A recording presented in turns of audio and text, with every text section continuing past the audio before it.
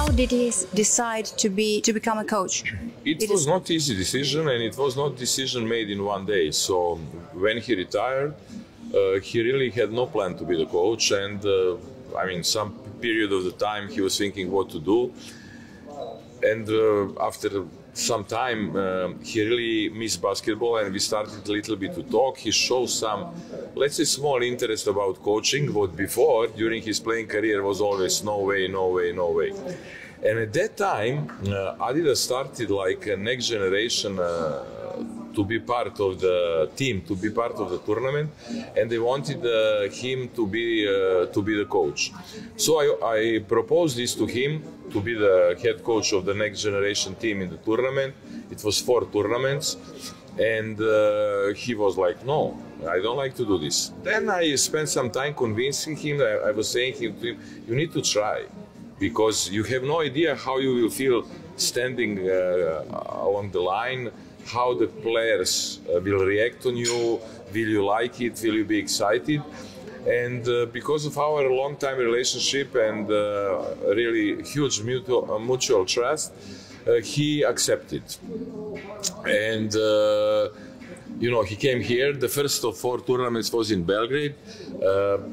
It was really funny that his first game was against Mega, so team that I have some good relationship.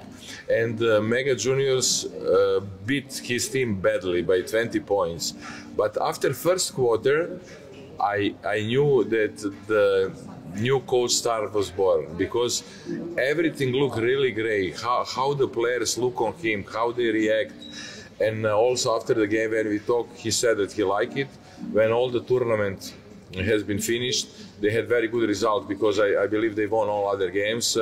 You know, he said that he really likes. And after that, in the preparation for the next 3 tournaments, he put a lot of efforts, how to organize everything, convincing Adidas to give him more time, and really acted like somebody who is the coach for, I don't know, 10 years. So I believe that this appearance of Adidas Next Generation, despite was like really tournament for youth, helped him to understand that he wants to be the coach and that he will be like a big-time coach. After that, you know, I also tried to explain him that it would be really great to start from some middle level.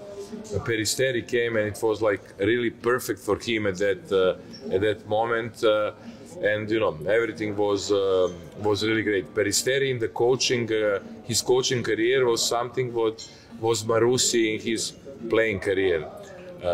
Yellow, so you know, I hope that when he finished coach career, it will be at least same as it was the players one.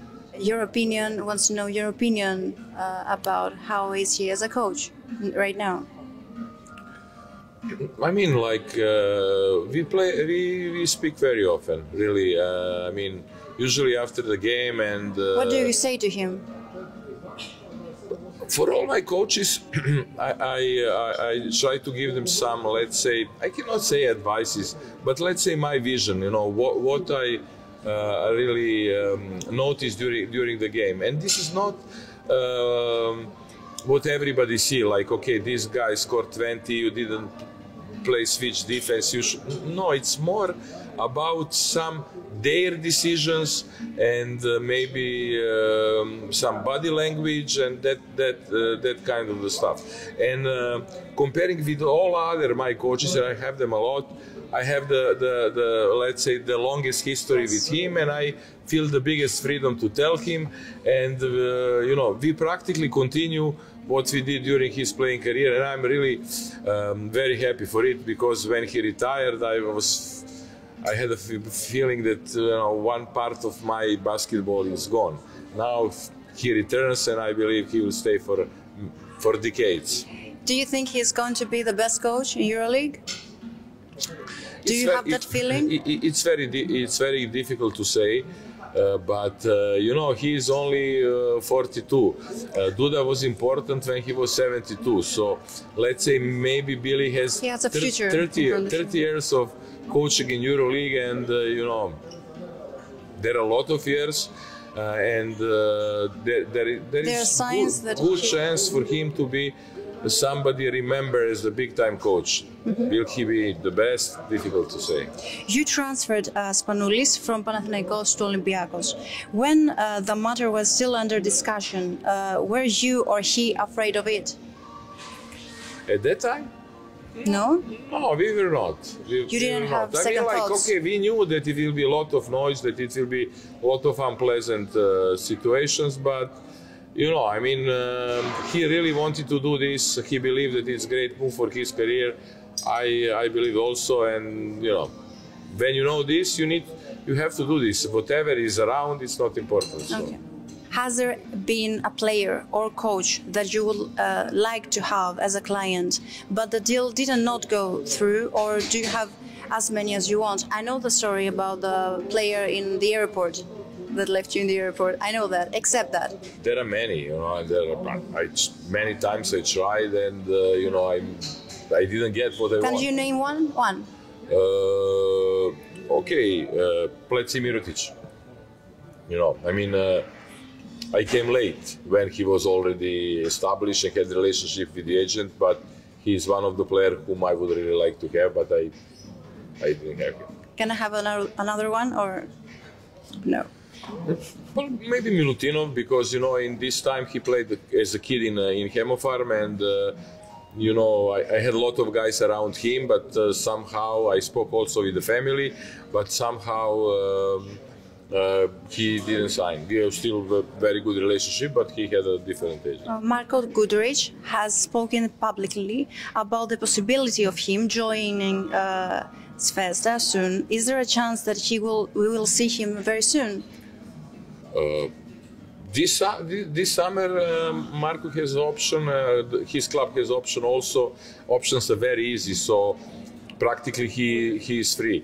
I mean, it's too early to really make the plans about the next season. And his interview is like, of course, he's a Red Star child. Yes. And like Teodosic came at the end, he would like one more time to play for Red Star, especially now that Red Star is like much more serious than before.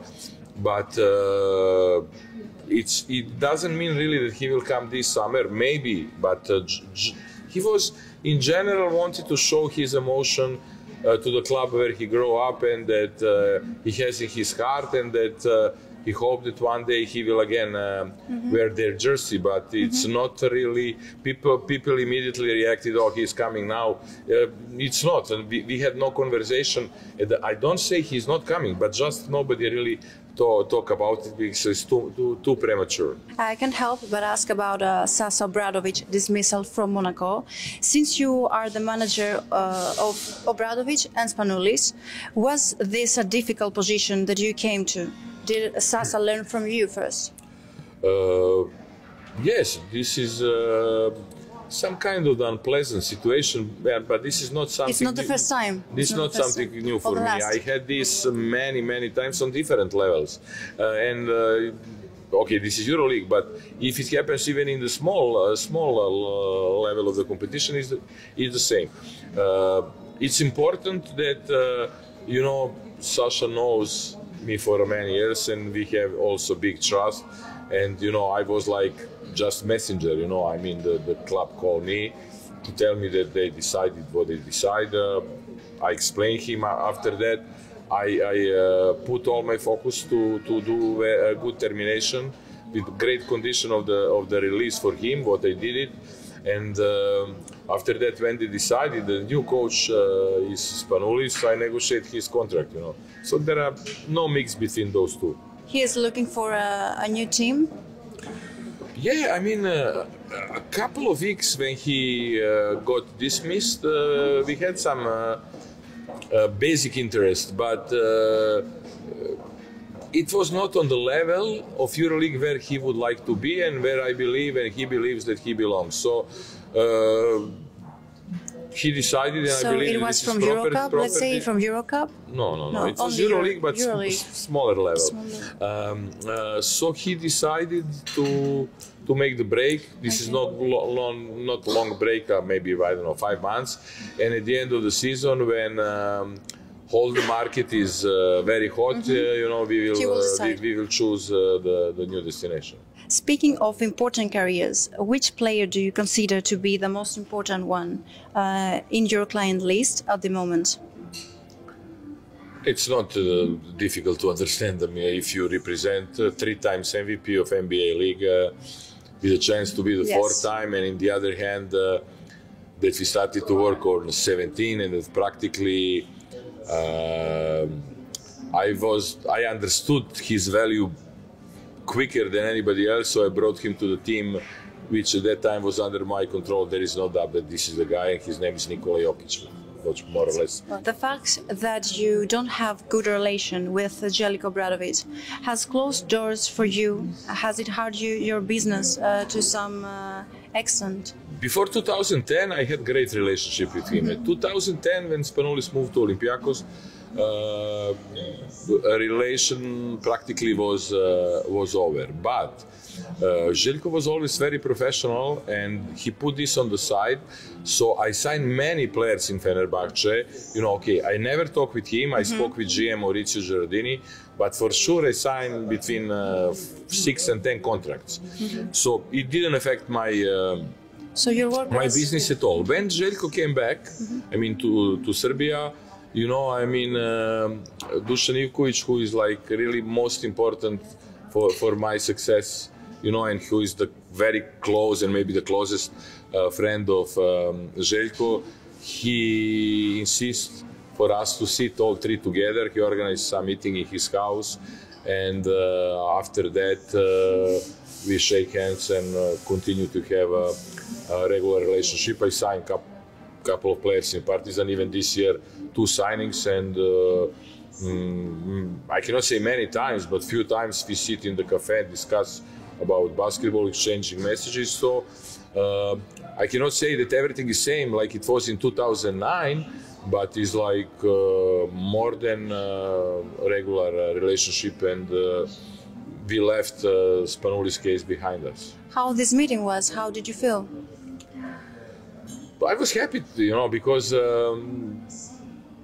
you know, when you don't speak with the best coach in Europe for 10 years, you don't feel good. No matter that it didn't affect my business at all, because I was signing the players, but still, and especially because before that relationship was like really close. I brought Spanoulis, Pekovic, Kecman, many others, and you know, when Spanoulis supposed to go from Marussia, I wanted him to go to Olympiacos because I was like afraid of the competition in Panathinaikos. It was 3 very good guards. Then Željko told me, hey, he is going to play a lot.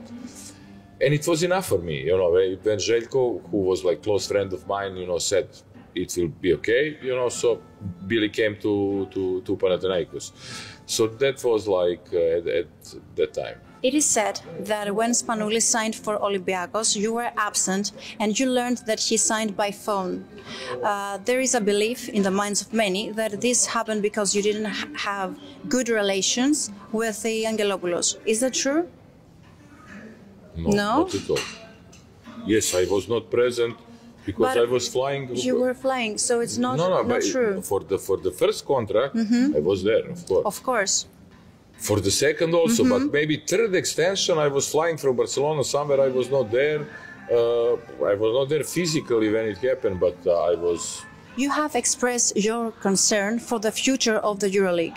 In fact, you said that the EuroLeague misses stars like the ones it had before: Spanoulis, Diamandidis, and Navarro. Are there any players that you see as having the potential to make this career? It's really difficult to say, because who will make the career, that kind of the career? The problem is that players are leaving to NBA, leaving to NCAA, and there are not new faces in EuroLeague. It would be the problem. Because fans they want really stars, and now even in this season competition is great. I mean 12 teams are more or less equal, everybody beats everybody, arenas are full, but there is not really big stars like before. Kendrick Nunn is great, Sasha Vezenkov is great, TJ Shorts is great, but they are not on the level it was like Diamantidis, Navarro, Bodiroga, Spanoulis. I mean, at least from my point of view. What is your Final Four prediction? This year? Yes. 2 Greek teams, and other 2, let's say, Fenerbahce, Real Madrid, and Monaco. 2 of those 3. So let's say I have 5 candidates for 4. Okay. We learned that the Final Four will be held in Abu Dhabi. What is your opinion about that? I'm absolutely big fan of this idea, because basketball needs new territories, new ideas. Because as you can see, the football, they're already in Middle East a lot. I mean, Spanish Super Cup in football, they play in Saudi Arabia, and many other. So why not? Especially because the interest here for organizing Final Four was not so big, and as I heard, it was between Abu Dhabi and Belgrade, what means that Belgrade will be host for the 3rd time in last 6 years. It's like I cannot say boring, but for the fans, maybe it's good to taste something new. People complaining like long flight, expensive tickets, but this is like old-fashioned ideas. We need to understand that the new year is coming, that NBA Europe is coming, that there are some other leagues that they're going to come, probably will also completely change everything what we know about basketball now. So it would be very good as the first step of innovation for all basketball-minded people to watch Final Four in Abu Dhabi.